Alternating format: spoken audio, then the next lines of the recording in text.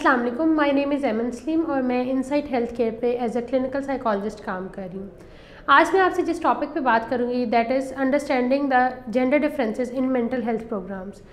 ये topic choose करने का मकसद ये है कि हम जेंडर रिलेटेड डिफरेंसेस जो होते हैं रिगार्डिंग मेंटल हेल्थ प्रोग्राम्स या जो केयर फैसिलिटीज़ देते हैं हम उसको बेहतर तौर पे अंडरस्टैंड कर सकें और इससे रेलेवेंट जो भी यूनिक चैलेंजेस हैं उनको बेहतर तौर पे समझ सकें और एक सपोर्ट प्रोवाइड कर सकें। बीइंग अ मेल आपको डिफरेंट चैलेंजेस फेस करने पड़ते हैं और being a female different challenges face करने पड़ते हैं। सिमिलरली मेंटल हेल्थ प्रोग्राम्स में भी हम देखते हैं कि males have a different set of characteristics regarding terms of mental health and females have different set of mental health characteristics. Females experience problems like जिनमें इंटरनलाइज करते हैं चीज़ें जैसे कि फॉर एग्जांपल एंग्जाइटी है, डिप्रेशन है, और बॉयज़ ऐसे प्रॉब्लम्स फेस करते हैं जिसमें एक्सटर्नलाइज करना होता है प्रॉब्लम को, जैसे कंडक्ट डिसऑर्डर है। मेल्स एग्रेशन डिफरेंट तरीके से एक्सप्रेस करते हैं, फीमेल्स डिफरेंट तरीके से एक्सप्रेस करती हैं। अगर हम बात करें कि मेल्स को और फीमेल्स को हम एक ही प्रोग्राम या एक ही जो है तरीके से हम ट्रीट करने की कोशिश करेंगे तो that will not be fair. क्यों? क्योंकि मेल के जेंडर रिलेटेड रोल्स डिफरेंट हैं as compared to female. Male से एक्सपेक्टेशन सोसाइटी में डिफरेंट है as compared to female. Males have difficulty expressing their emotions. क्यों? क्योंकि हमारा कल्चरल एस्पेक्ट है कि हम मेल्स को इनकरेज नहीं करते कि अपने इमोशंस को एक्सप्रेस कर सकें, अपनी फीलिंग्स को इजीली एक्सप्रेस कर सकें। जैसे हाँ, हमने बड़ा एक आम जुमला सुना है कि मर्द रोते नहीं हैं। इसी तरह ख़वातीन को कहा जाता है चुप करो, बर्दाश्त करो। तो ये दो डिफरेंट क्राइटेरियाज़ हैं जो हमारे जेंडर से रिलेटेड हैं, हमारे जेंडर स्पेसिफिक रोल्स हैं, एक्सपेक्टेशंस हैं जो हमारी सोसाइटी, हमारे कल्चर की वजह से हमसे एक्सपेक्ट किए जाते हैं। अब अगर एक मेल को इमोशंस एक्सप्रेस करने में डिफ़िकल्टी आ रही है that is because of his gender, और एक फ़ीमेल को अगर अपने इमोशंस को सप्रेस करने में या अगर उसको वेंट आउट करने में प्रॉब्लम आ रही है that is because of her gender, क्योंकि हमारी अपब्रिंगिंग में बचपन से ही हमें ये चीज़ें सिखाई जाती हैं। आप अपने इर्द गिर्द देखिए, 1 साल से कम उम्र के बच्चों के लिए आपको जेंडर न्यूट्रल टॉयज़ नहीं मिलेंगे। गर्ल्स के लिए मोस्टली चीज़ें पिंक कलर में मिलती हैं, बॉयज़ के लिए ब्लू में मिलती हैं। हमने शुरू से ही क्लासिफिकेशन की क्योंकि pink is a colour of girls. अगर एक लड़का पिंक शर्ट पहनता है आप जनरली क्या कमेंट करते हैं? इसी तरह अगर एक लड़की कार्स को प्रेफर करती है during her play instead of dolls तो आप क्या एक्सपेक्ट करेंगे? इसी तरह हमारे जेंडर्स के साथ कुछ रोल्स हैं, कुछ एक्सपेक्टेशंस हैं जो हमारी सोसाइटी हमसे एक्सपेक्ट करती है कि हम सर्टेन वे में बिहेव करेंगे। इसी तरह मेंटल हेल्थ में भी जब एक बात आती है कि किस तरह अपने इमोशंस को एक्सप्रेस करना है, आपने अपने बिहेवियर्स को किस तरह से मॉडिफाई करना है। Boys are more confident than girls. अब ऐसी सोसाइटी जहाँ पे मेल डोमिनेंसी है वहाँ पे फीमेल्स को लीडरशिप रोल्स में, इस तरह के रोल्स में जहाँ पे एक लीडिंग रोल है या मैनेजेरियल रोल है, वहाँ पे डिफ़िकल्टीज़ आती हैं। उसको अपना पॉइंट प्रूव करने के लिए डिफरेंट किस्म के चैलेंजेस फेस करने पड़ते हैं as compared to male. Similarly अगर एक मेल चाहता है कि वो एक डिफरेंट प्रोफेशन या different career, for example if a male want to become a chef और a male want to become a makeup artist, तो क्या हमारी सोसाइटी ये चीज़ अलाउ करती है? क्या उसके घर वाले अलाउ करेंगे? क्यों? क्योंकि हमें इस चीज़ से बड़ा फ़र्क पड़ता है कि लोग क्या कहेंगे।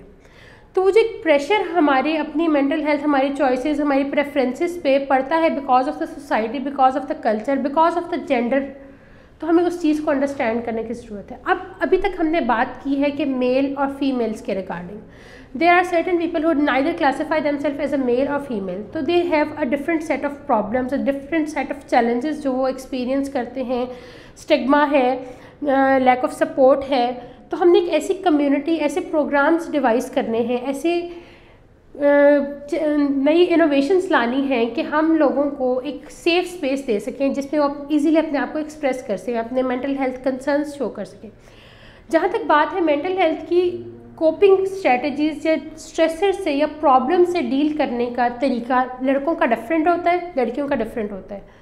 लड़के जनरली प्रॉब्लम को जो है देखते हैं और उसके सोल्यूशन की तरफ जाते हैं, जबकि लड़कियां जनरली इमोशन फोकस्ड करती हैं। इसी तरह अगर हम एज वाइज देखें, बॉयज़ में जल्दी लोग हेल्प सीख करने के लिए आते हैं as compared to girls. Girls जो है वो अर्ली अडल्टहुड में हेल्प सीख करते हैं, जबकि बॉयज़ टीन एज में भी हेल्प सीख करते हैं।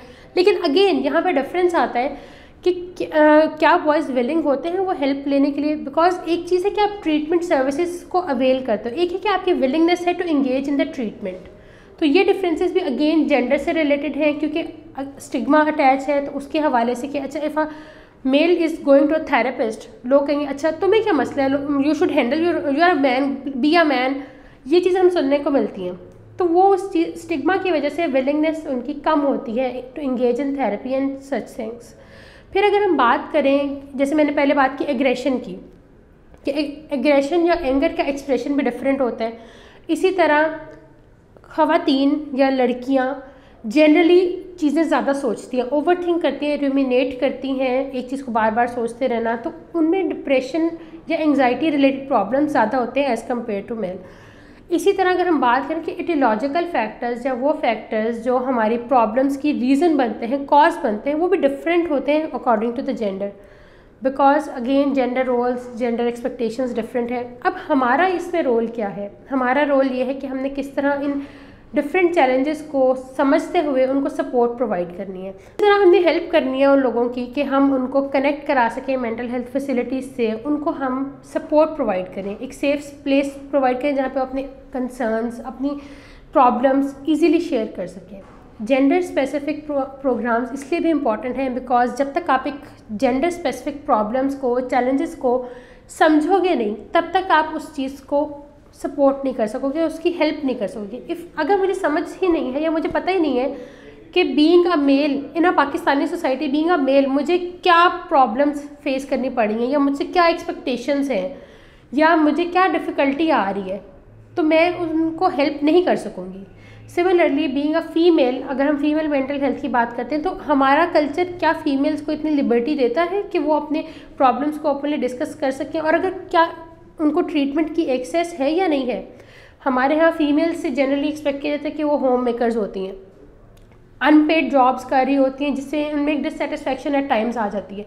मेल्स के साथ डिफरेंट है, उनसे एक्सपेक्ट किया जाता है कि they are the financial providers, उनको फाइनेंशियल नीड्स फुलफिल करनी है फैमिली की। बट क्या हमेशा एक मेल की ही रिस्पॉन्सिबिलिटी है कि फाइनेंशियल नीड्स देनी है, और क्या इस चीज़ का बर्डन एक मेल पे कि मेंटल हेल्थ को किस तरह से अफेक्ट कर रहा है कि मैंने अपनी फैमिली को की फाइनेंशियल नीड्स पूरी करनी है, मैंने अपनी फैमिली को प्रोवाइड करना है, I have the responsibility to provide for my family. क्या ये प्रेशर उसकी मेंटल हेल्थ पे इम्पैक्ट कर रहा है? अगर कर रहा है तो क्या इससे उसकी फंक्शनैलिटी में, आपने नोट किया होगा कई दफ़ा होता है क्या, लेट्स सपोज आपका हस्बैंड या आपका भाई या आपके फादर घर आते हैं, चिड़चिड़े हैं या फ्रस्ट्रेशन में हैं या गुस्से में हैं, और जब आप उनसे नॉर्मल बात भी करते हो दे एक्ट आउट या गुस्से से जवाब देते हैं, तो आपको समझ नहीं आती कि मतलब मैंने तो नॉर्मल सी बात की है, तो इनका रिएक्शन ऐसा क्यों आया है। तो यू नीड टू अंडरस्टैंड कि he came out from a place जहाँ पे वो पूरा दिन ख्वार होकर अपनी जॉब पे पता नहीं किन किन चैलेंजेस को फेस करके घर आए हैं, and still he was unable to make up for the whole family, और पूरी फैमिली के लिए वो प्रोवाइड नहीं कर पा रहे पूरा दिन एफर्ट करने के बावजूद। उसका प्रेशर उनकी मेंटल हेल्थ को अफेक्ट कर रहा है। सिमिलरली अगर एक फ़ीमेल है जिसने सारा दिन घर के काम किए, जिसके लिए उसको पे नहीं किया जा रहा, और शाम को खाने के टाइम पे कोई चीज़ लेट्स सपोज सालन है, उसमें नमक मिर्च कुछ ज़्यादा या कम हो गई, तो उस पर बजाय इसलिए कि आप उनको कहें कि ये क्या किया है या आपने अच्छी चीज़ नहीं बनाई, try to support them, understand करें कि देखिए क्या चीज़ है जो जहाँ पे आप उनको फैसिलिटेट कर सकते हैं। Coming back to the topic कि हमने जेंडर स्पेसिफिक प्रोग्राम्स क्यों ज़रूरी हैं। जेंडर स्पेसिफिक प्रोग्राम्स हेल्प करेंगे उन यूनिक चैलेंजेस को अंडरस्टैंड करने में और हमारे सपोर्ट करने में हेल्प करेंगे। अगर हम एक ही प्लान लेके, वही प्लान फॉर मेल्स और वही प्लान फॉर फीमेल्स और those who classify themselves as others, तो क्या हम उनके चैलेंजेस को अंडरस्टैंड कर रहे हैं? क्या हम उनको सपोर्ट कर पाएंगे? I want you to answer this question in the comment box. Thank you.